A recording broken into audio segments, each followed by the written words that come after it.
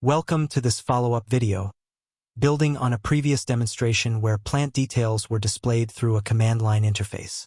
In this updated version, I have enhanced the process by generating a user-friendly HTML report that automatically opens in a web browser.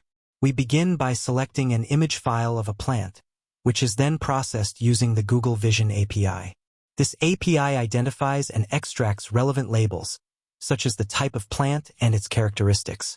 Once the labels are detected, they are passed along to OpenAI's GPT 3.5 model, which provides more detailed information, including habitat, care instructions, and unique characteristics.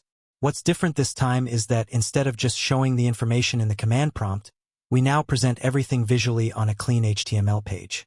This page includes the detected labels, the plant image, and the detailed description generated by the AI.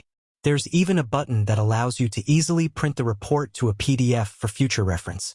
As you can see, the HTML page not only organizes the data neatly but also opens automatically after the process is complete. This offers a more interactive and convenient way to access the plant information.